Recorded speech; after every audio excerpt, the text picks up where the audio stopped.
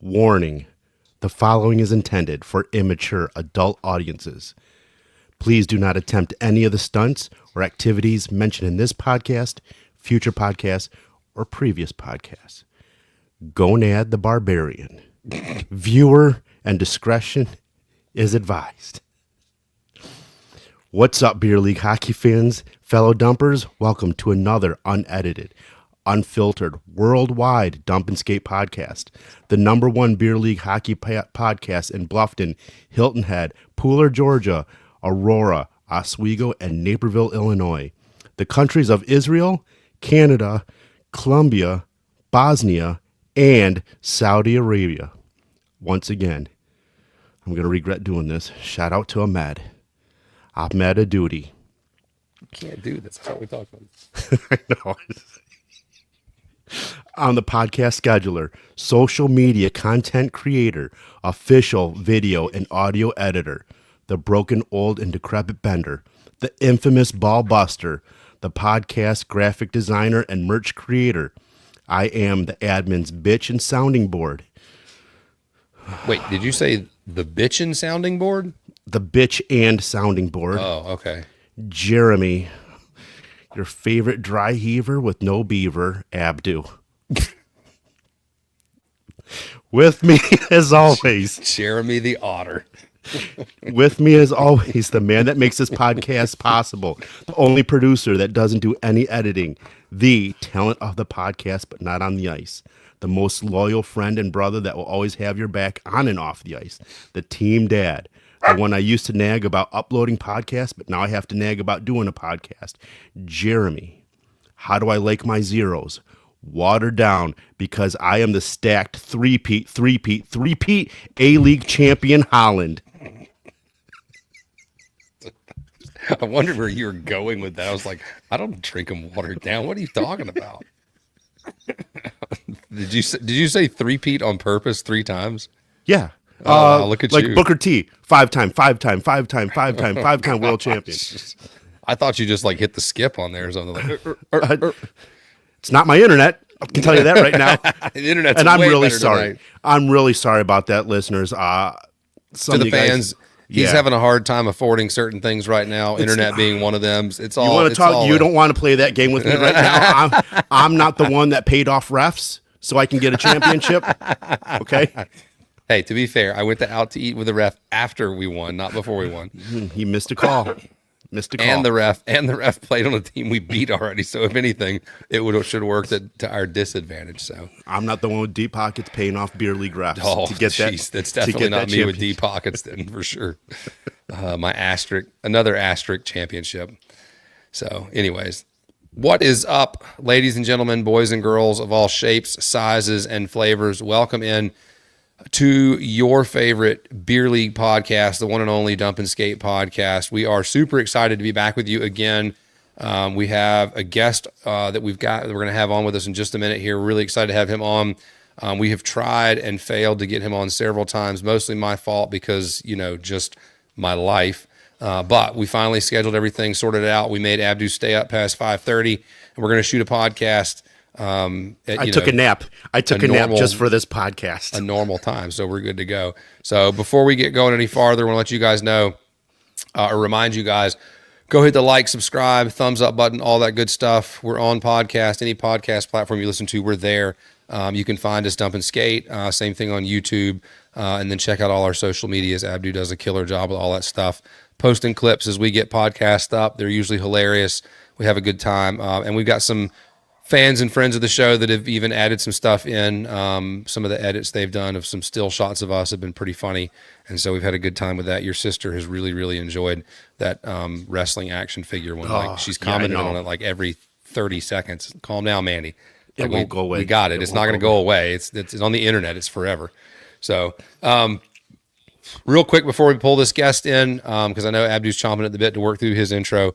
Want to remind you guys of a couple of not sponsors. I keep wanting to say that now.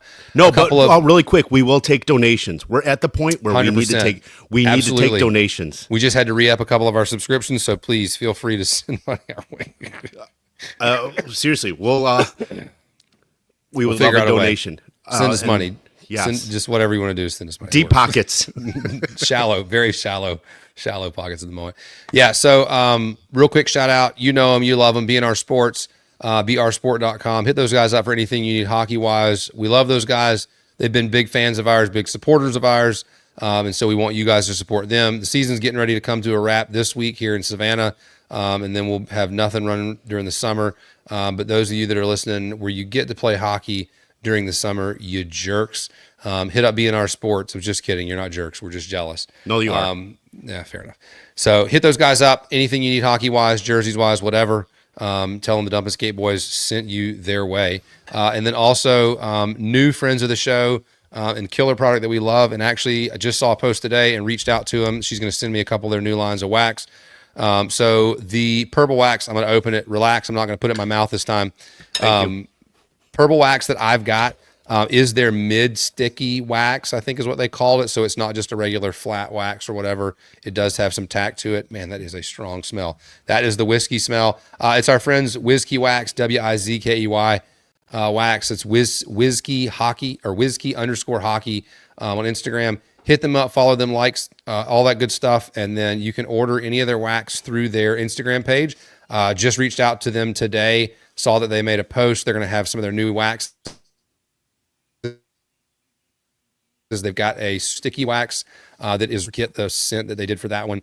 And then they have another one that is a blue that is like a straight, just protectant, no stick, whatever wax. And so I told her, send me a couple of those over. One of Did you really? Said yeah, I did. I messaged her. I was like, hey, send them to me. I just want them here at the house so we can properly advertise for them as we keep doing the plugs and stuff. And then also get a chance to try them out. So like I said, I love the stuff I've got, the whiskey scent and the pineapple scent. Killer. They smell great. They work really well. Waxed up my stick. If I could get tape to survive the beating of like getting stepped on and stuff, the wax is doing a phenomenal job helping the tape hold up. So, but yeah, I've been pretty brutal on tape jobs here the last month or so. So, but yeah, hit those guys up. Whiskey_hockey on Instagram. It's Whiskey Wax. Sick logo. Love the stuff. And they did. I didn't even make this comment last time, but I said like, hey, it'd be sick if they had like different stickers on them. They do. So their different lines of wax have a different sticker and a different looking can. So they've already got it covered. Their marketing team is way ahead of our, feudal little minds. So hit those guys up. We love them. We're excited about stumping for them. Yeah. Killer. All right. Without further ado, we got a pretty cool guest in. We're really excited to talk hockey with him and his hockey journey. Excited to bring him to you guys. So Abdu, you got an intro for our guy? I do. Let's get it. Our next guest is not only a good friend, he was there at the peak of my hockey injury and handed me my Camo Toes jersey when I went to go pick it up in a wheelchair. Enough of that mushy stuff in this early into his intro. He is another BNR alumni. I bet he could still sharpen skates and get a passing grade by Marvin, unlike me. To be fair, I haven't sharpened skates in over 5 years. Our guest is the typical super goalie growing up and then now a skater in beer league. He played travel hockey throughout Metro Detroit up until 2005 and then played Junior B, now Tier 3 Junior A, for the Motor City Chiefs for 2 years. After that, he was recruited by Robert Morris University of Illinois and played there from 2007 to 2011. He was Central State's Collegiate Hockey League All-Star in 2010 and 2011 in the ACHA, second team All-American in 2011. He signed a PTO with the Bloomington Blaze, formerly Central Hockey League, now merged with the ECHL, and then a contract with them that lasted a staggering 9 whole days before being released. That was like the worst underhanded dig ever. Well, what are you doing? He said it. And, all right, 9 whole days from released. And speaking of release, I've seen his release, and it's very impressive. He has a pretty impressive hockey journey from some of you goalie gear geeks. He's even had a piece named after him. I'll let him explain that. And speaking of piece, another impressive site, #bicycle pump to monster truck pump. He also played in the 2019 Nashville tourney with Team Babcock and Balls, where we almost won a championship due to the team showing up 50 minutes late, where our guest also had an Abdu moment with the other team and got in a really good yelling match with the guys. Ladies and gentlemen, I'm happy to introduce my friend and proud dad of a girl and newborn baby boy, Dan the Elevator Vinay. Thank you. Very appreciate the intro. I love that you slipped the elevator in there. That's even better. What's the elevator? We'll save that one. That's a cliffhanger. Hashtag Oh, no. Holland. It's like the equivalent to a bicycle pump. Oh, excellent. Heck yeah. Really quick, Vinay, before we get started, I have two questions for you. First question is, and we ask all of our guests this, do you pee in the shower? Yes, of course. It's the easiest way to do it. Oh my God, you guys are mad. Normal human being. Look I at am that. not normal, Another yes. completely normal human. So for the listeners, I know I asked this the other day when you called, but our listeners would like to know, are your nipples sore from breastfeeding? Quite. With a 3-month-old now, he latches pretty firmly these Okay. days. So, yeah, they're chapped for sure. Thank you. All right. Vaseline. Vaseline, my guy. Nipple butter. It's a heaven sent. Oh, maybe Whiskey Wax can make I was their gonna own. say, I got some whiskey wax. I'll send your way. Yeah, please do. Yeah, Moisture repellent. the tackier the better. The tackier, the better. I don't know. You said the kid's latching pretty good. I don't know if you need anything tackier. Wait till he starts teething. That's a fright. Yeah, that's scary. Hopefully he's Yeah, off scary tit thought. when he's teething. Oof, that could be brutal. Yeah, it's been a long. He's 3 months and a couple of weeks now. So we're in the thick of things with the sleeping schedule. His first night, last night, he slept for longer than 4 hours or 5 hours. So it was nice to get about 7 or 8 uninterrupted, Nice. which was, my wife and I just passed out next to one another. I have the hockey game on, George, he was born in January. My daughter was born in June of 23. So we have 2 under 2 and a lot on our plate, but it's been wonderful and great. So awesome. January what? Is his January birthday? 10th. That's my birthday. I know. No shit. No shit. He's gonna turn out good. I have high He's hopes 80 for him. years younger than you, but yes, he's on the same page. I have high hopes for him now. What time was he born? That's a good question. I know my daughter's off the top of my head. She's 1207. That's right. He That was me. he was before. He was like 11, 15. Okay, I was a 420. Of course you were. Yeah. Checks So out. hitting. Perfect. So welcome to the podcast, my dude. Yeah, It's thank you. I've been trying to get you on for a while, but you kept on canceling. Sorry about all the reschedules. That's me, as you could tell. Well, I'm sure in the intro you heard the doorbell go off and the dogs start growling in the background. I had accidentally locked the puppy outside, which she's almost 2. She's not really a puppy. And so I heard something like slamming into the door, and I looked over and I saw my 2 adult dogs like at the door. I'm like, what are they doing? What are they? I thought they were trying to catch a frog through the glass or something.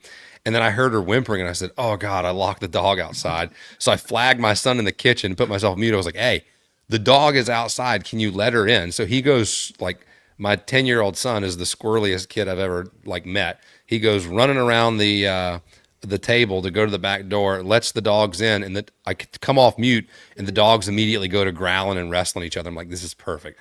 I'm like, what is going on in the background of one of these guys' houses? Yes, that's me. No, It's stop. just what I have to look forward to in a few years. Not me.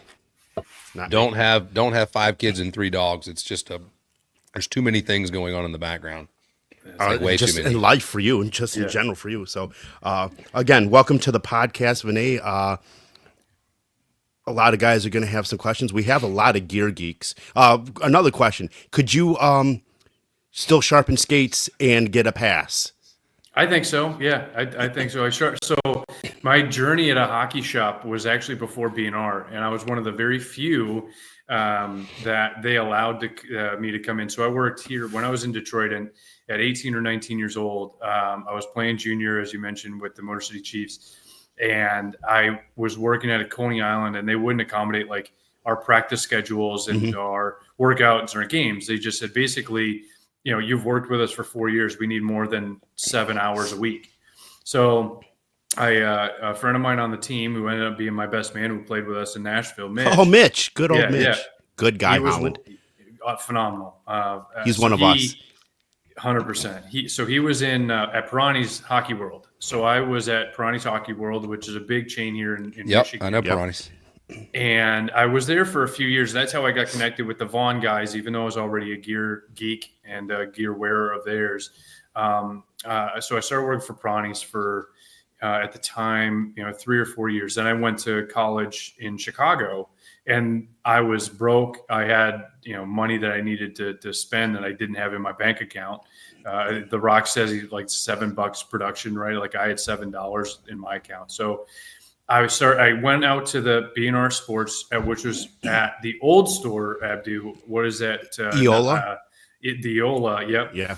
They just had opened, I think, all seasons. And I walk in, and there was familiar faces with the Kowalski family. And I'm like, hey, like, funny to see you guys here. I need a job, and I need something that you guys understand. My schedule is, Tuesday, Wednesday, Thursday practice, Friday, Saturday games. And so my sophomore year is actually when they brought me on, and I'm more thankful for them because of the circumstances I was in at the time with not having any money, trying to find something. And the B&R family, helped me when I was in flux, as Abdu had talked about. Like, I went to try out for pro hockey and chase the dream, and was cut short 9 days into the journey. And I moved back, and they stayed with me and allowed me to work with them for about another year or two before I moved back to Michigan from Chicago, and started my post hockey career life, which now is trash related. I get to talk trash. I work for Michigan's largest trash company here. So I go from talking trash on the ice to talking trash on the phone with the customers. So it's a pretty cool, sequence of events. Those were some of the best segues from any guest we've ever had on. That was 100%. phenomenal. Yeah, Like, that was really. I was gonna be like, let's start with your hawk. Nah, forget it. He's doing fine. Like, we'll just let him talk. This is great. Really so good. We need to give a quick warning here. Teachy, don't climax too early if he starts talking about goalie stuff. Like, just relax. Like, you can this podcast will be on YouTube forever. You can go back and listen to it. So don't get wound up too early. Pace yourself, my dude. It's a long podcast. Okay? Yeah, listen to the podcast first. Mark the spots where you need the lotion, and then go back and listen to it. Seriously. Vinay, feel free to take off that hoodie for him. Heck no. This is. I wore this actually for Franzone. So if you remember in his episode, he talked about that glove that he had as a kid, and it said "made by Mike Vaughn." So I'll come a little bit closer. So good friends of mine, Scott Hughes, who is a pro rep for Vaughn, and he's the guy that I got connected with when I was working at Pirani's at the time. So I'll take a step back to take a step forward. So Pirani's in the summers has this god-awful summer sale, which is great for the consumer, terrible for the workers. I think most people understand. If they work for Pirani's, they understand it. So it was at this ice arena in Waterford, and they would melt down the ice, take down the boards, open up the floor, and have these blowout sales of old gear, past years and current years expiring. It was awesome for the user because it was 20, 30, 40, 50% off stuff. Yeah. They were just trying to get it out of the warehouse. It was awesome for them. But in that ice arena at the time, it was non-conditioned, and it was in always the last week of July to the first week of August. It was 2-week long event, 1 week setup, 1 week tear. So during that event, you're working 8-9 hours a day in a 90-degree ice arena that has no air conditioning, sweating through everything that you have. If you wore khaki or gray, sorry, you have now puddles in your pants. It was the worst experience. Oh, it's right up Holland's alley. Yeah, it was the worst. So different puddles. So I worked for the goalie aisle was kind of like this sacred place that they only trust a few people to work. And at my first year at the summer sale, I was working shin guards, which even Abdu could sell. You just put it on their knee, and does it look good, right? So it was so when they were slammed in the goalie aisle, I jumped over because at the time I think it was John Brown and Matt Walker were senior leadership. I think they both still are, but they were in the goalie aisle, and they're like, "Hey, any goalies working the floor can come over." I said, "Hand up, I'm a goalie. I know kind of what I'm doing, I think." So I come over, I start working the aisle, and I meet Scott Hughes, phenomenal guy. So fast forward, I went to college. They were my gear. I went through past college. I have a set that I just got a few years ago. That's Vaughn gear. I'm a Vaughn loyalist. I understand there's some people that have better like opinions and I feel like they have better products in other places. I just think that the craftsmanship is there.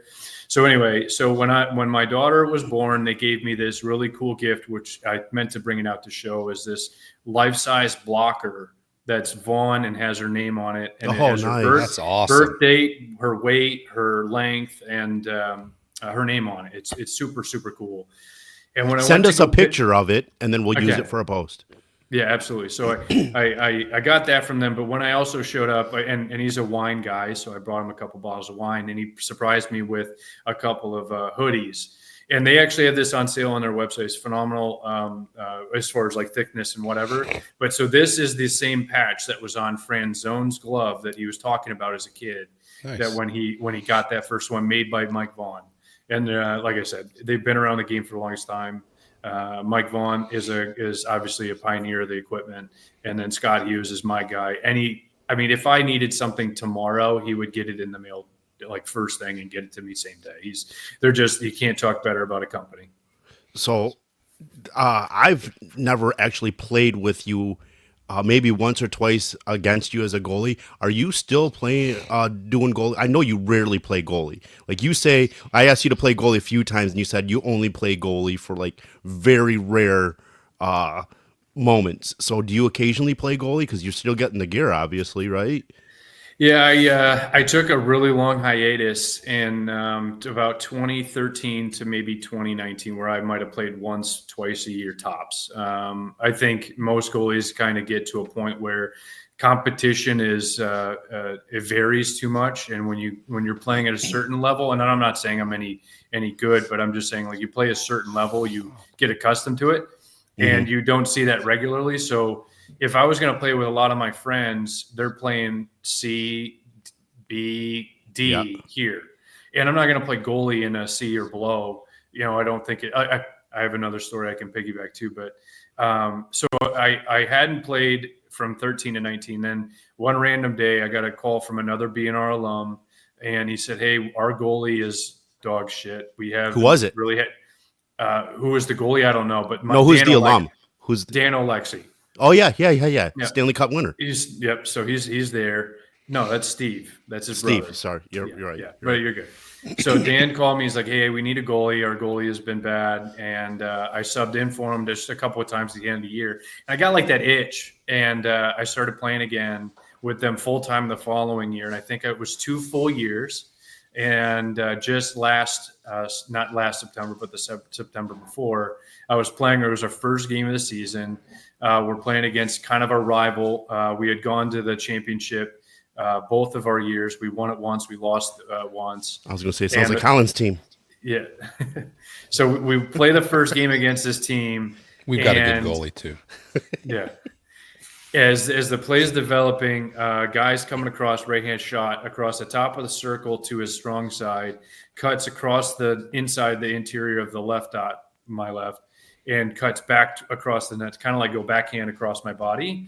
He lost his footing on his own, not really on purpose, just lost his footing.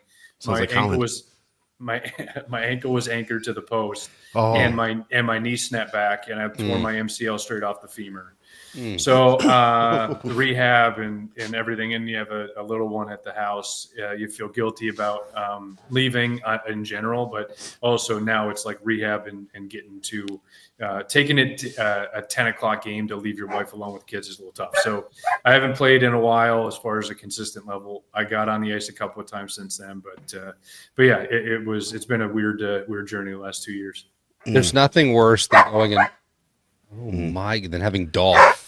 Hey, Fucking family. there's nothing worse than going to play a beer league game where you should go play at 9:30 or 10 o'clock at night and then come home in one piece, then like ending up in your buddy's living room sofa so he can stitch up your chin, right?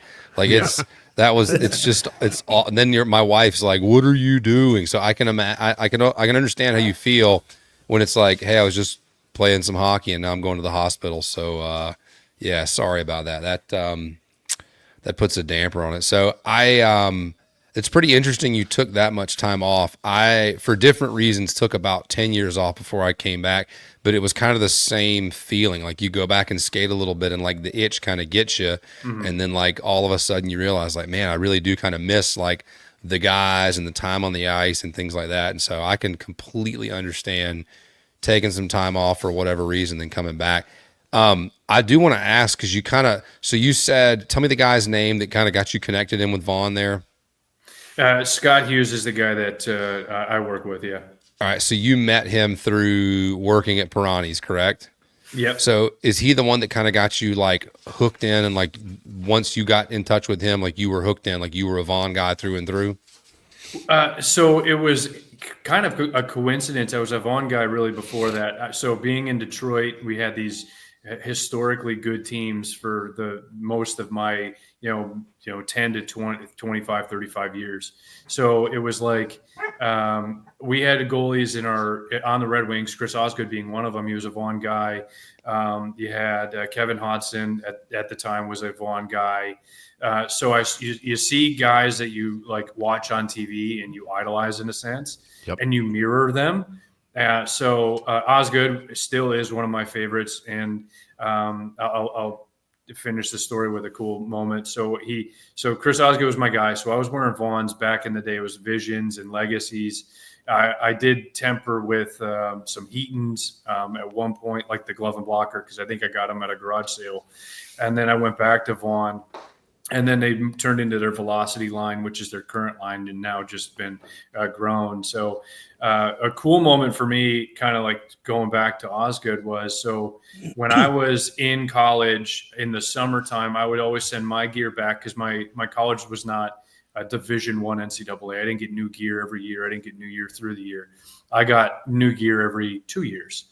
So it breaks down when you're talking about 34 game schedule plus playoffs plus nationals if you make it, and the practices. So I would always send my gear back to Vaughn and they would refurbish. So they take all the padding out, put new padding in, fix any blemishes, stitch everything up, and send it back to me in a couple of weeks. So but I needed gear in the meantime, so I would get samples. So over the years, I've had samples that were sent to Cristobal Huet when he was in Chicago. Those were actually a really unique set, really unique set. There was a Braden Holtby set that he had when he was in Hershey before he switched over to Reebok at the time, now CCM. And then my last year I was there, I'd sent them because I was going for these pro camps and I needed a set, and they sent me some Chris Osgood pro sets. And they were brand new out of the box, but had never been worn. So I call them. I say, "This is odd that they're never been used." Normally I get like the rejected version, like they didn't like something about it. Yeah. And he goes, "No, he actually he's not a big fan of new gear, and we really want him to go into this generation of pad." So I was like, "Cool, all right." So I wore them for 2 months, give or take. I was playing in Johnny's West. Which is a really good league out there. Before I went, we've talked about it before. Yeah. So I was going there to just get ready for my PTO in Bloomington, and I get my gear back. I send the Osgood set back, and so what I've been told, and I've tried to like picture picture confirm, or however you like authenticize the gear, but I've tried to look at it, but I'm 99% sure that the gear I wore that summer went directly to Chris Osgood, and that's the same gear he won his 400th game in, because he never got new stuff. And I like the uniqueness of his pads, where he would always add this piece to the top that was a piece done by his equipment guys. So Vaughn would make the pad, send it to the team, send it to the team. They would make the adjustment. They'd send it to the league office for approval because of all the regulation, and then it would go back to whoever, Chris Osgood. So I'm 99% sure that the stuff I was wearing that summer was the stuff he got his 400 win. What year? I take that as a win. I want to say that was 2011, okay. 2012. I think it was the summer of 11. Yeah. Okay. Is it? So that was still part. He was a Red Wing then, still at the time. Yeah, he retired a wing. That was when he came back because he won in 08 with the Wings, lost in 09 against the Penn State back to back. Yeah, so that was still part of their 25-year season playoff run still too. Yep. Yeah, 2016 was the last time we played. This year we're kind of hoping that they had a chance, but they blew it in March. They had the patch curse, which is we all know that's a load of crap. Yeah. So are you playing occasionally? I know you have two kids. Are you playing in men's league now, or are you just skating just to skate? What's the deal on your men's league right now? Yeah, haven't skated much in a game with men's league. My last one was the one where I got injured, but Yeah. my company is a lot of hockey guys. The CEO of our company, I actually got to know him by coaching his daughters. So when I came back from college and I was just going rink to rink, picking up coaching gigs for goalies, I ended up getting linked up with his team in some way, shape, or form, and latched on to that team as their goalie coach, turned into assistant coach. So I coached at one point. I was coaching 3 teams full time as an assistant or a head coach, and then a couple other teams part time as a goalie coach. So I got to know this guy Todd really well. I started coaching his daughters on the team, and then he saw me, and he was building this company, this juggernaut that we've developed over the last 7 years of a waste collection company in Metro Detroit. Now we're in 3 states, and he said to me, like, why don't we get like a company skate going? Why not? Yeah. I mean, we probably have enough guys to do it. It was kind of one of those talked at a conference room table and then never had taken any action with for a while. And then we started doing it this year in early part of December, once a week or 1 day a week, every 2 weeks or 3 weeks, we'll get some ice at a local rink. And we have like 15, 20 guys. And it's a wide range of talent, from the guys that have never skated but want to be with colleagues at work, and up to guys that played at similar levels as I did. So it's really cool. But that's about it. That I've played at a consistent level. I keep getting asked. I keep getting the itch to go back, but the 3-month-old is keeping me at home a little bit more. Moral of the story is don't have so, kids. Yeah. No, don't have that's kids. not the moral of the story. And then do what I do. Just choose not to have sex. That's Abstinence the moral of the is your story. safest form of protection. Yeah, you learn from your friends' mistakes. But you said it earlier, Abdu, is or should I call you JR Jock Sniffer? Slipping back to Vaughn, back in the college ranks, there was this feature of a Vaughn glove that was common. It was the Vaughn finger roll. And the glove, you would have a finger roll over the fingers because it was like plastic and foam. It just wouldn't hold, right? Over time with the repeated beating of a puck hitting it. So it would just turn and roll, and you would kind of lose like the fascia of the glove. So I told him, I was like, why don't you guys put a piece that like kind of locks it in and keeps it firm, so that impact is less effective on the fingers and keeps it flat. And that's the piece that they've incorporated. I'm sure it's now been changed and made even better with the development of composite materials. But that was my one thing. My buddy Brian, who's also a Vaughn guy, played in the Florida Everblades. He was the one that told me that they named it that piece for a short period. It's, like I said, probably long gone now. So you had a pretty good working relationship with Vaughn if you were using the gear, sending it back. So like maybe that's a player thing. Like, but I don't know that I've ever known a guy, and I guess I've never talked with a lot of guys that have played higher level to like for at length.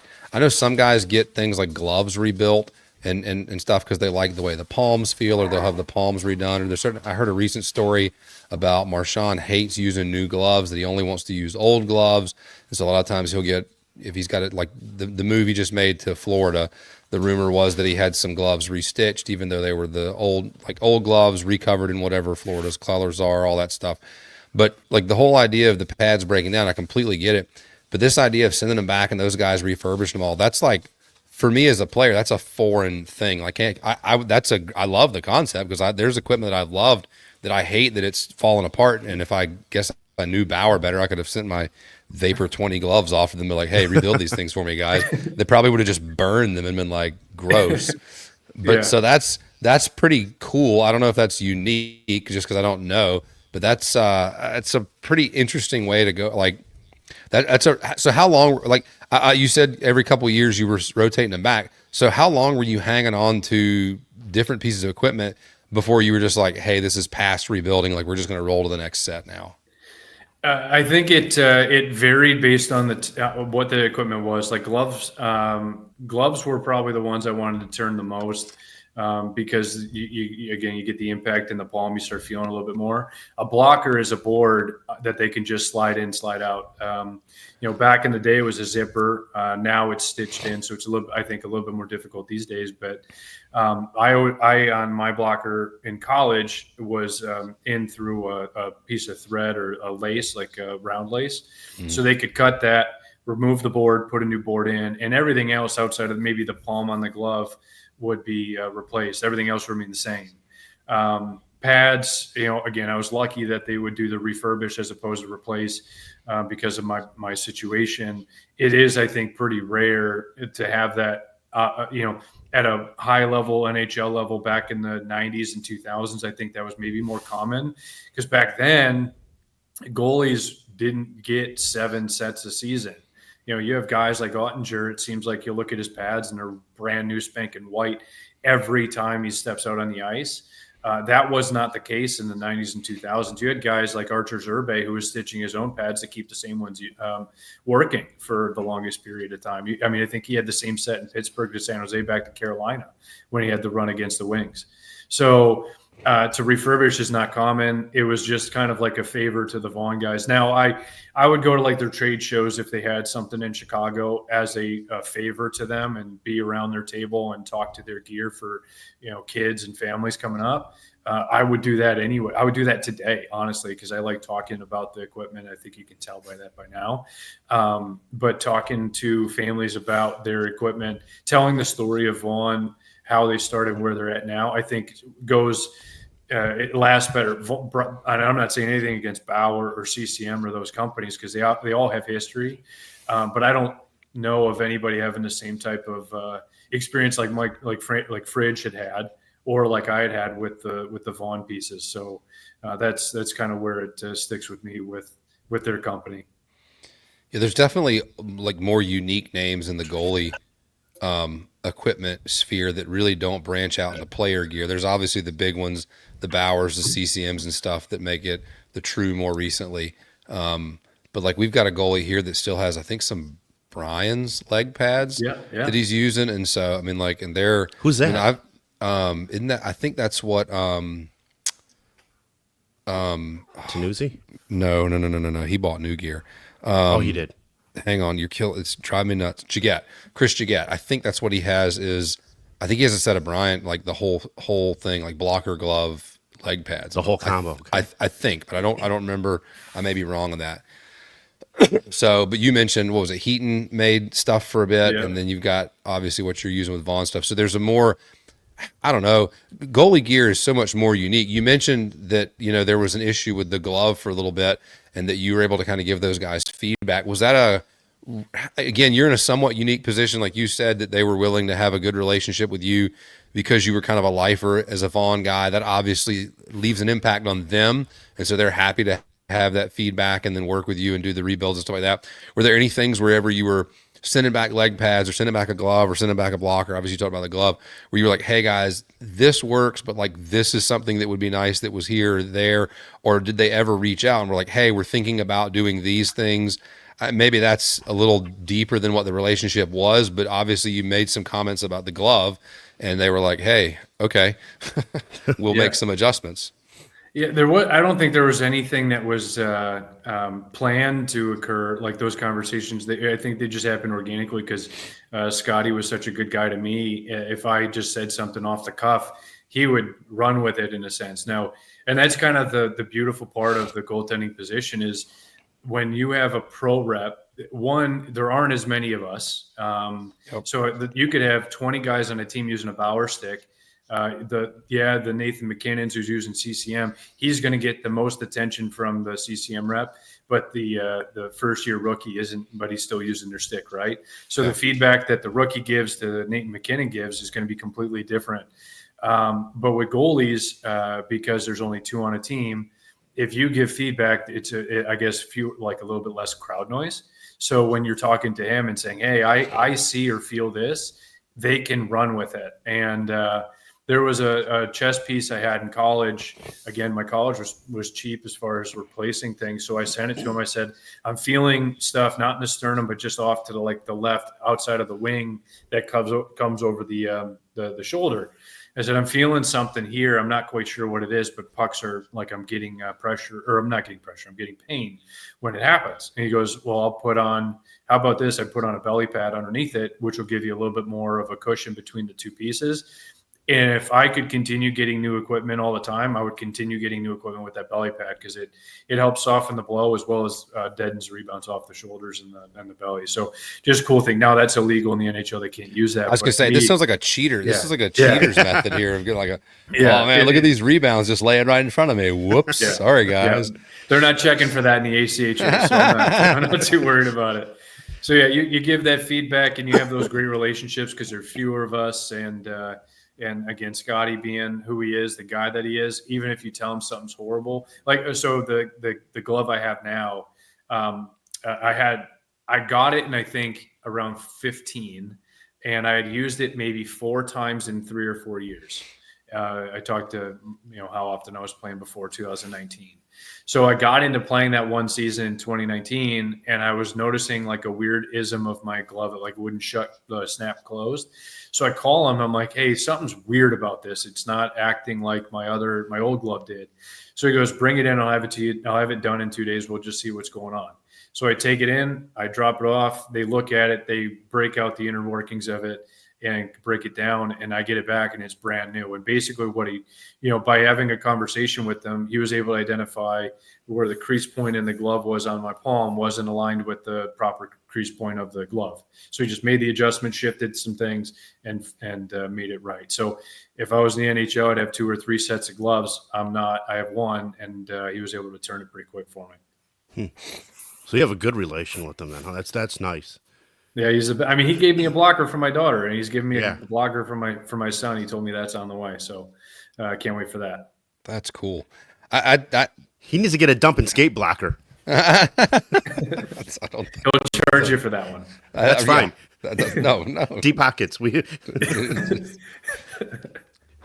Oh man, so we're all about beer league stuff, and I know you, Abdu, said you had some pretty good beer league stories. I think you guys ended up on the phone last week a little bit when I had to change the schedule around and push us to this week.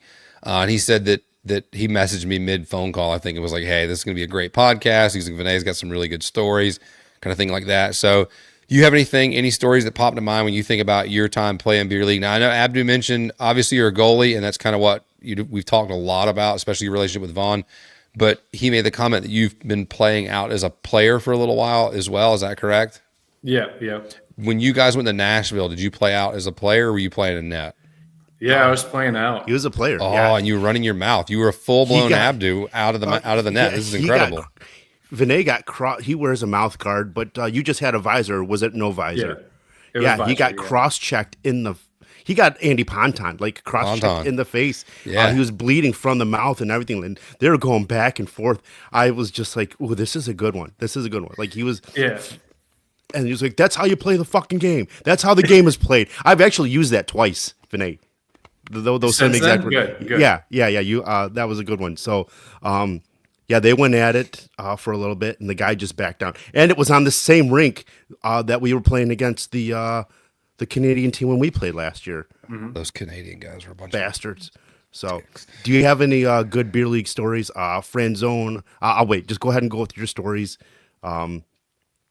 Yeah, I mean, I got a couple. So back in all seasons, when I was the first year after not playing like any organized hockey, I was like, I'm done playing goalie for a while. So I was playing forward on the Jacks you talked about with Fridge, and Rivi was on that team. And I remember Riviera, right? He was a newer guy to hockey. And he's one of the best, happiest, happy-go-lucky guys you'll ever meet. You'll never find him without a smile on his face. Phenomenal human being. So we're on the ice, and I think he accidentally ran into a player on the other team, and it was not on purpose. He couldn't do it if he tried. So he runs into the guy. He's a bigger dude, right? Like Rivvy's a big dude. Yeah, he's 6'2" and like big, right? So he hits three something. Yeah, he hits the guy, and the guy goes down. He starts chopping like at Rivy and barking at him. And I just look at him like, is this the guy you think really is trying to hurt you? And he kept carrying on for the rest of the game. That was early in maybe the first or second period, and he kept barking. Well, he went for a puck later on this in that same game, and I kind of like as a joke clipped his stick hard enough from like a lift that it went flying in the air. So it spiraled up above his head, and it was on purpose, on accident. And I take the puck and I continue around, and he grabs his stick at one point and follows me around, and I didn't see him, and he kept swinging. He actually came up with his stick, caught my tooth, and that's why I was sensitive in Nashville to the high stick there. So it chipped my tooth almost completely off. Now they're both fake, just not like permanent fake at the time. So it was like a what's that term for veneer? Is that what they call them? A bridge? No, there were caps at the time, but snaggle tooth. I had 2 snaggle tooth then because he caught the tooth, and it like the whole back of it caved off, and I was like swallowing my own fake tooth, and it was absolutely absurd. This asshole. So I'm very sensitive to teeth. Another good story is when I was here in Michigan, I had subbed in. I was playing with my brother-in-law, and we were playing like a low-level C league, and the other team's goalie didn't show up on time or wasn't going to show up at all. So they had to the other team was like scrounging around. So they went to the other rink. I think they got the other goalie that was playing on that sheet to come over when their game was over. So I'm playing net in ours because our goalie couldn't make it, just as a coincidence. So that entire first period was about 7 or 8 minutes. They didn't have a goalie in their net. So me being the kind of asshole, greedy individual I am, every time I got the puck, I was shooting goalie goal. Yeah, 100%. Goalie goal. Did you get 100%. I had 3 attempts. The first one, a guy caught it out of the midair with his stick and knocked it down as a high stick. Whistle goes, no big deal. Second one, I missed it wide by about 3 or 4 feet to the right. The third one, I launched it. Like I thought it was actually going to go too far or too high because it bounces. But it goes over the far blue line, lands at about the hash mark. That's how much air I got underneath this thing. Skip, goes in, and it was like the whole place erupted. So I have a beer league goalie goal in the worst situation because they didn't have a goalie. Not even like end of a game heroics, right? It was mid-game. Don't worry. We'll edit this out. You got a goalie goal. That's all right. I have one of my neighbors. So my 10-year-old son is playing with our local kind of startup travel program here, and his good friend who lives just down the street from us is their goalie. He's a year younger than him, but kid's not right in the head because he wants to play in net. And but great kid, great family and all. And the kid has 3 goals. I think I was talking to his mom partway through the season or something, and she said he's openly stated he has 3 goals. He said he wants to make it to the NHL and play. All right, big goal kid, right? He wants to get in a goalie fight, and then he wants a goalie goal. And so he's got a ways to go on all 3 of those, as I don't think he could actually make the puck go all the way down the ice. And if he got in a goalie fight right now, they would be screwed because there is no backup. So, and he's only 9 years old, so the NHL is still a ways off. So, but yeah, that's funny. Yeah, we'll just edit it out. Goalie goal. Don't have to say beer league, nothing like that. Goalie goal. I'm going to try something on this podcast. Franzone wanted me to ask. I don't know. Can you guys see this? I tried to add a picture. Can you guys see it? I got it. Hang on. All right. There you go. Franzone wanted me to ask you to explain this picture. Mm-hmm. It's a famous picture. I love when it pops up on my Facebook memories. So I can't remember where I want to say this was in Darien, maybe. We were playing a game, and the goal that Franzone had let in was one of those that I think you've talked about in a previous podcast that like really frustrate you as your teammate. You're like, that's a soft goal, right? Yeah. So it goes in, and it's in the net, and I pull it out, and you see I'm just standing there with it, and I look at him, I'm like, really? Like that was what went in. You made 2 or 3 acrobatic like saves that you probably shouldn't have made, and that was the one. And he just looks up at me and goes, you can kind of see he's kind of sitting there with his hands in his lap, like, I'm sorry. So yeah, that was, that's a famous picture. I love it. Yeah. That was a good one. What team is that? The Englewood Jacks. That's the Englewood Those Jacks, guys, baby. those guys could not What win the exactly, game. Abdu, can you describe what that logo is on the front of that jersey? So if you watch Pulp Fiction, am I right, Vinay? It's from Pulp Fiction. Looks like Samuel L., right? It is. It is Samuel L. Jackson. Englewood Jacks. Vinay has been on the team more. I played right after my hockey accident, and then Vinay was already gone. The Kowalskis had already moved. So I got hopped. That team, when I played, they have not won a game. They were on like a 0-15 game streak, but phenomenal bunch of guys, all firemen. Well, mostly firemen. Just a good bunch of ball busters. Fun, like Rivy was on the team. Eric Ermer. Dan Kennedy. Obviously, Jess and BK, as you talked about, Taccio at the time. Like, Taccio was a goalie. He was getting frustrated. He's a goalie and a player as well, and he would get so frustrated, he would have the puck and skate it up to the red line every time. Every time. As a goalie? Yeah, and no one could touch him. He's that good. Like, no one could take the puck away from him. So, it was like they were worse than the Zeros 40-plus team. And, but it was just a fun bunch of guys. So, Zeros 40 was... like, how do you like your Zeros? Watered down. It was tough. It was really tough. Tough. Yeah. So, Vinay, we play on a 40-plus team, and the way the leagues are here, it's split into 2 seasons, 12 games, and then 12 games. Second season starts in January. What did we end up in the first season? Like second, third place? I think we ended up second. What are you? Oh, come on. Not your kids. Sorry. Not your kids. Sarah just walked downstairs. Of course it's Sarah. She sounded like she was in flip-flops or something in the kitchen. And she made this face like, I'm gonna be quiet. And she went walking back up the stairs, and I just caught a glimpse of her feet. She has an event tomorrow. What is it called? Jeans and Jewels. Is that right? Look at there. Good husband. It's a Jeans and Jewels. She's on the She'll do anything for camera time. No, she didn't do this. This is all me. She's so Second Harvest is a nonprofit here that helps. It just helps. Oh yeah, sure. Tell them to give us some money then if you're giving them a free plug. Food, yeah. Sorry. So if you're giving them a free plug, we need some money from them. Fair enough. Second Harvest helps people with food. They're a food ministry for people who can't afford food. Anyways, so she sits on the board for one of their events, and they're doing it's a reoccurring event, right? This Jeans and Jewels. Sorry, Vinay. Yeah. And so, anyways, she goes walking by, and she's got these shoes that are like sparkly heels, and that's what I was hearing. And I just saw her walking up the stairs. I was like, oh my gosh, you have your shoes on. It's 9:30 at night, and she's walking around in sparkly heels.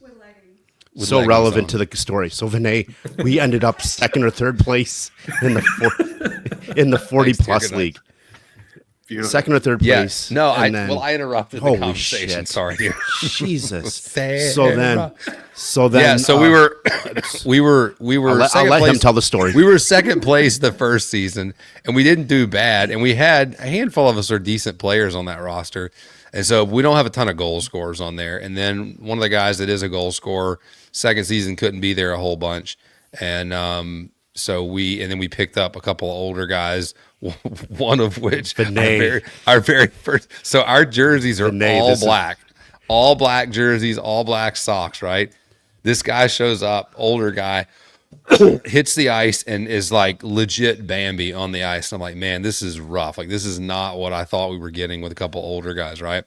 Holland's an admin, so he gave us this guy. I put them on the team, but I did not know what they looked like in my defense. I had no earthly idea. His resume said haven't played hockey in like 15 years. I don't think his resume said anything like that. He just signed up for 40 and over, and so he met the criteria because he was like 58 or something, and so he was 10 years younger than Abdu.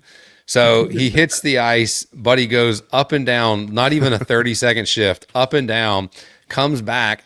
and goes to the other team's bench. The other team is in solid white jerseys, skates to their bench, We're and dark. is yelling at their bench, winger, winger, winger, gets to the door, and one of the guys holds the door closed and goes, wrong bench, guy. And he goes, oh gosh, and like stumbles over to our bench, and Abdu and I are looking at each other like, what are we I go, doing good here? pick. And he goes, shut up, Abdu. Shut up. You had the pick of the litter, and you picked that one. Oh, dude, no. Well, we got another guy on the team, This was a great pick though. Vinay. Not for what he brought to the ice, but for what he brought to the locker room. His Important, just as important. his elevator, you know what I'm saying, looked like a Liberty Bell. Like he's changing, and I just see butt cheek. And I go, hey guys, look, it was funny just to see an old man butt cheek. And then he like dropped his box. You just see a sack like to his knees. Dude, it was hanging. the best It was way to incredible. describe it is like when you fill up a water balloon and it gets oversized. It was like that big. We're like, oh, he's got to have Sounds like like a problem. No, it's just You're what happens when describing a health concern. it's what happens when you turn 65. They just really, really stretch this sack there. And then the same guy that couldn't remember what bench he's on. No one's around him. The play's actually at the other end of the rink, Vinay. I'm not lying to you when I say this. And we just hear a whistle, and we see a guy laying there. I saw it. Me and another guy, Sprint, saw it. He ran into the boards head first like Superman, but no one was around him. No one was around him. The puck was at the complete other end of the rink. He just head first. Dude self-checked himself, had to go to the bench, apparently concussed himself because he was on the bench and didn't know where he was at. Our team mom was on the bench with him and was like, it's going to be okay. Do we need to help get you to the locker room? Gets into the locker room. The guy checks out for the next couple of games. It's like, hey, I really think I rung my bell pretty good. And a couple of guys were like, we thought you died. He plays one more game. He comes back and plays his first game back. No one's around him. He falls again 3 times in one shift. And I just yell, get the fuck up. No one was around him. He fell on his own. He was on my line at one point, and I go, get the fuck up. And then next thing you know, next group chat, he's like, yeah, guys, I broke a rib. Fell down. Never told any of us during the game. Never said he was hurt or anything. Like, gets done, like, hey guys, nice game. See you next week. Next week, Abdu sends the message out. Hey boys, we play tomorrow night at 10:30, whatever. 3 messages in. Hey boys, looks like I'm out. I think I cracked a rib. That's a ego bruise. He didn't crack a rib. That was an ego bruise. Oh no, he was so bad. Like there was no ego to be had. No ego to be had. I have a question for you, and it's something that I see on social media a lot. I think I've seen it. You see all these posts about goalies like during warm-ups, taking shots to the head and like in men's league and stuff. Beer and league warm-ups. Yeah. Beer league warm-ups. Does that piss you off at all? Like I ask all the goalies that play on my team, where do you like the puck to be shot? Because like Midwood, he loves it. Brent loves it in his glove. Not like Abdu's actually going to put the puck there, but he's going to tell the other guys, hey guys, the goalie would like you to shoot at his blocker. So he's looking at everybody else. I get it. Yeah, good teammate, good locker room guy. I think he's the captain. Were you a captain, Abdu? I am your favorite to be on the bench and favorite to be in the locker room. So calm down. But yeah, you're so there's a pretty popular picture that goes around. It's like targets around the goalie, hits the glass. It's like missing the net, and then just right over the face and right in the nuts. And those are the only shots that you face in a warm up, and it's 100% true. But as a kid in practice, I would get. I mean, I don't know how many pucks I would shoot. Like somebody hit me in the head in practice, I'd shoot a puck back at them and hope to hit them in the same spot. And then you kind of mature and you realize like, well, it's going to happen in the game. It's only like it changed the circumstance. So if it was the first drill, second drill of a practice with a team and somebody rung my bell, I'm pissed off at them. You can ask many of my college teammates, like I had a temper. But when it was in the middle of a practice, like let's say you're doing like high tempo real 3-on-2 drills or whatever, completely different. It's completely different situation, right? Like I'm not going to be pissed at them for doing that. They're probably trying to put it in a spot. They missed a spot. It is what it is. You move on. But you just get used to it. So yeah. What about those? I would say Go ahead. so. Like, so we've talked about like hockey etiquette. That's probably not the right term, but like we've talked about hockey etiquette in the leagues here and about how like some of like the lower level leagues like really, really take it way too seriously and need to calm down. And we've said that the A League for the most part, like those guys, like they all kind of get it and all. And I know from playing with a lot of those guys and in that league that we've had a couple goalies take some helmet shots like in game, and almost to a man, every guy stops like that. Like everybody's like keenly aware that like we've had some helmet straps pop and stuff mid game, and we don't typically like I don't. I think one time the referee had to blow. I think one time Kyler had his helmet strap pop and he had to flag the ref because nobody realized it. But like I've seen several helmet shots on goalies, and most guys stop and like not just the goalie's team, but like even the shooters, like, hey, my bad. That was like because I think most of the guys at this level get it, and I I don't think like I try to be really conscious about it because I grew up. My first couple coaches, like their kids were the goalies, and so I was a defenseman growing up, and so I was always taught like I'm the first line of defense for my goalie. So like anybody does anything, like you just kill them. Like you don't let the goalie get up and try to defend himself. You just kill him. You're dragging him away from the net. You're throwing him into the net. You're doing whatever. Like take the penalty, whatever. Just you murder the guy, and then ask for forgiveness from the ref later. And so I've always tried to be super respectful of the goalies shooting and warm-ups and stuff, and I don't even try to shoot up high just on the off chance. So I'm shooting like at their shins or at the blocker or glove and things like that. And I think for the most part, Abdu, I mean, you can say like the teams we've played on, like guys aren't really taking kill shots at goalies in warm-ups. No, but what team was it that I subbed on? You know, I have a routine when I go through warm-ups. I just like to stick handle and try to get the puck to move through the water because the Zamboni driver just like absolutely throws down. Yeah. Chop the puck into a square. But these, Well, so the rink you were describing when they take the boards down and all, and you're like, it's 90 degrees in here. That's our rink currently for the last month with the ice down. It's still, you take a shift, you sit down on the bench, and you feel worse sitting on the bench because you're pouring more sweat sitting, waiting to get back on the ice. Yeah, it's awful. Yeah. they were actually running drills during warm-ups for a men's league. Like I thought that was, yeah. That's got to be, who was that? I want to say it's the whoever I subbed for. I want to say it's the Ice Hawks, but I'm not sure that's right. Might have been. Because yeah. they were meeting together for like open skates. And So doing drills and I'm stuff. just skating up and down the middle of the ice, and then I see two lines on the side of the boards, and they're doing passing drills and skating down. I'm like, geez. And then the other thing that drives me, that I just think is silly. And I'm not a goalie, and it drives me nuts. The guy that just does the breakaway on the goalie during warm-ups in beer league.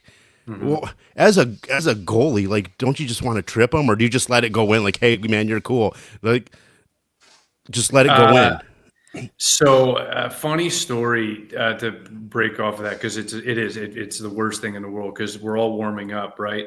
So, as a goalie, you jump on, and the team that I subbed on the one time, and then I came full time over the last few years. They were pretty good. Like a lot of these guys played it at least a decent level. And we're playing A League here in Michigan, which you're going to get pretty decent and consistent talent. Yeah. But there was a guy that we had sub in on the team one time, and he kept like coming in and doing that. Like he'd come in, and I think he's going to take a shot, and he would, hard check one way and go the other. And it's like, okay. And I would just stand up because I'm not about to pull my groin in the warm up. Right. So it got to a point where he did it like 2 or 3 times in a row. And one of the guys came over to him and goes, what in the hell are you doing coming in on a breakaway and making a move? Like we're all just circling and firing at his pads to get our legs going and get his leg going. Like it's the ignorance of like not knowing that you're doing something wrong. Some people have never been told. It's like some parents have never slapped their kids on the hand and said, don't do that. Like it just. Do you slap your 3-month-old yet? 3-month-old? Yeah, just all the time. Bad. 100%. Yeah. Stop sucking so hard. Slap. Has a dedicated paddle. Yeah. Get over here, kid. But With the name you would on think in the A League, especially Vaughn. that they would know better to just do breakaways during warm-ups. You would think. But I mean, again, I would say of that team, he was the only one. He wasn't a regular. I've seen goalies like they're like getting ready to like take the shot and everything like that. And as soon as there's a breakaway, they just stand straight up, put their arm on the crossbar, and just say, "Hey, go ahead and shoot." Tacho, I think would do that. I got a great story. So I was in a beef with a player on the team, Nick Fina, in college. And I don't remember what it was about, but it was something really, really like stupid and simple. But I knew it would bother him. So he's Nick Fina, extremely smart hockey player. Some of the sickest hands I've ever seen on a guy not playing higher than where we were. And during a practice for 3 practices in a row, the Tuesday, the Wednesday, and the Thursday, anytime he came down to shoot, I left the net.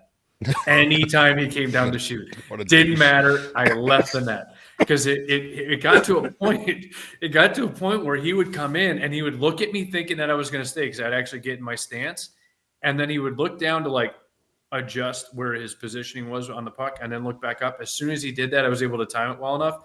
I was gone. Like it was like a ghost. Like out of the net, gone, a wide open space. I was like, I'm not taking your shot for this week. And I don't remember what it was, but me and him still talk about that. And he says that was the worst week of hockey practice in his life. Little Irish goodbye mid-game. Yes. Yeah. Do you talk to the Gertz at all? Chris and Tom? No, I haven't talked to Chris or Tom in a super long time. So Chris plays on my men's league back in Chicago, and then Tom lives in are you the captain Pittsburgh. of that team? I am, actually. Sweet. But Chris, you know that he got in a motorcycle accident, really bad one, and they're not identical twins anymore. That's how bad the motorcycle accident. And Chris had to get reconstructive surgery, and he has a fake hand, and This is my he's favorite guy. He's still really good, right? And we played in the C League, and we made it to the championship, and they were just saying, that's a B League player, that's a B League player. Chris threw off his glove and just said, I got a fake hand, motherfucker. We're just beating your ass. That's Chris. So, yeah, it is. It 100% is. And I think you're the reason how I hooked up with them just through the hockey community way back in 2010. They were looking for a team. You said something at B&R Sports, and to this day, like 15 years later, the Gertz are still playing on my team. So yeah, Chris, funny quick story about him. So my freshman year coming into Robert Morris, our freshman year, our team was so bad, and the year before that, the team was even worse. And no ideas, Holland. No ideas for the 40 plus. So Chris, we're doing summer skates with the new incoming class, and I show up and I'm ready to go and fired up. It's my first, like, regardless of it being ACHA or NCAA, you're still pretty cool to get recruited somewhere and be told like, hey, you're good enough to play for our team that many others aren't. So I show up and I'm ready to go. I'm fired up. I just got my new Vaughn gear, and it's all like white and stiff and uncomfortable. But so I'm on the bench in between one of the games, and Chris looks over at me and he goes, "Don't come here." And I was like, I didn't know what he was saying or why. I was like, what do you mean don't come here? He says, don't come to Robert Morris. You're too good for you to be at Robert Morris. Mind you, we all found out my freshman year I was trash, but and so was our team.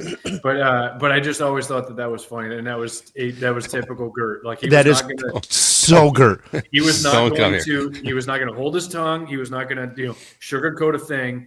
We had that's coach, him. We had a bad team. We had some of the best guys there: Thomas Sony, Ian Hines, and Derek McCullough. Ian Heinzen, great guy.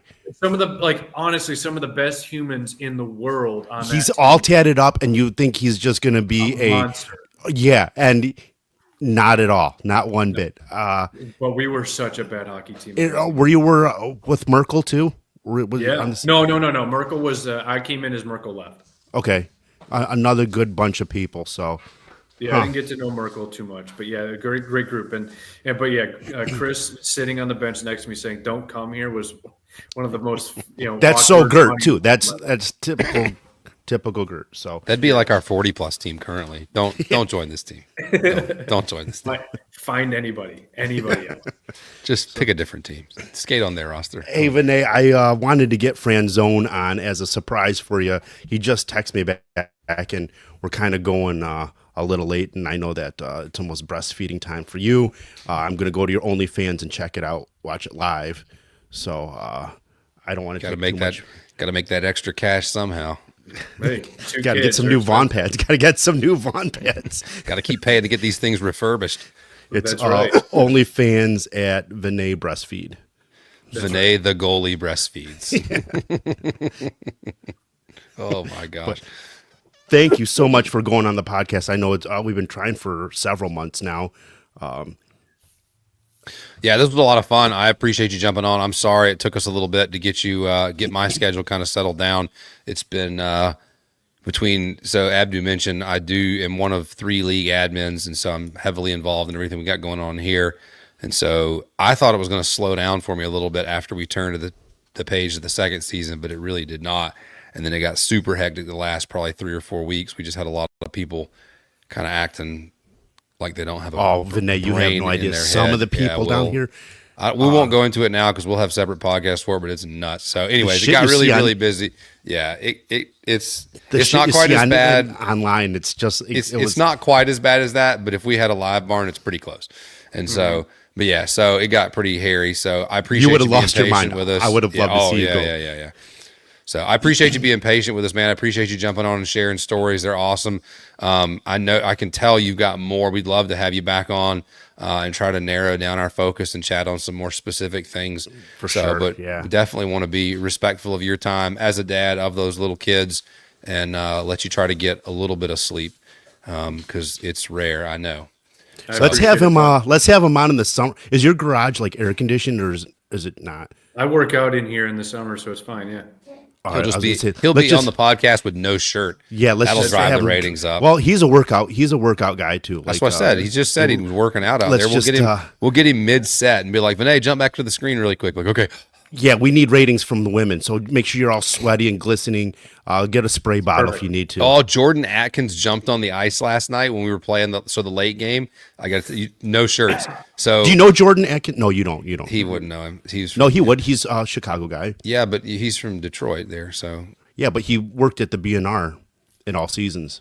All right. Either way, it didn't ring a bell with him. Doesn't look like. So, anyways, right, we'll go fuck Jordan. off. Yep, Jordan. The last I told you the Wagons show. So we skated, and Jordan jumped out there and skated with us at one point. He was like, "Hey, I'll just jump to your side." I thought he was going to flip like to a white jersey. No, he just pulled his jersey off and went like skins? dad bod skins on the ice. Did you go to like shirts and Jordan. skins? No, just Jordan went skins. I was That's like, what I'm saying. This is like it's everything's. Was it like the Hamburglar? Not that bad. I'm not going to do Jordan dirty on the podcast because Jordan's my guy. But yeah, it was some dad bod stuff for real. You're getting more dolled up by the second, honey. So, anyways, Vinay, thanks. Maybe it's time for you. No wonder why we got to go. Alan's got to go too. She just came down and she's more dressed up than she was before. We need ratings. Show us. Tell her to go, hop on screen really quick. No. This isn't an OnlyFans. This is a nonprofit. This is not a profit. We could turn it into a for-profit really quick. So, anyways. So, Vinay, let's have you on again. Yeah, we'd love to have you. Love to have you on again, dude. So appreciate it. And I look forward to talking to you soon. Yeah, thank you, Vinay. Father Holland. Appreciate you. He's a pastor, not a priest. We don't do that stuff. All right, appreciate you guys. Thank you so much. Absolutely, buddy. We'll see you. See you, Vinay. I'll text you in a bit. All right, bye. Oh, good stuff. I should have told him to stay on there. We'll try to chat with you. Vinay, if you can hear us, don't walk off and leave the stage. Is he still on? We'll try to jump you. He stepped up. I don't know if he pulled his earbuds or anything yet. All right. I see him moving around. So, yeah, he's waving. So just hang tight. We'll jump back to you in just a minute. So, yeah, guys, thanks a million for listening. It was a lot of fun. My internet was good. Yeah, it was. It went a little herky jerky, but it wasn't too bad. So no big deal. So, guys, I hope you enjoyed it. There's a lot of good stories. Loved having him on. Really cool stuff from a goalie standpoint. Definitely a different view than from the goalies we've gotten before. Love the relationship he's got with Vaughn. Love the relationship they would have with him. I'd love to talk more about that. I'm going to actually probably try to get this podcast to my neighbor and let their goalie son listen to it because I know he'd probably have some questions. And he'd probably think it's pretty interesting and unique because he's just getting into like the different gear and kind of how it functions and all. And he's having a major issue with his glove. Every time he plays, it's like clamped closed and he can't get it open. It drives me nuts. So anyways, but yeah. So appreciate Vinay jumping on. Appreciate you hooking that up, buddy. That was really good. So yeah. So guys, thanks for listening. We appreciate you. We love you. We'll see you next time. Peace. Bye, bitches.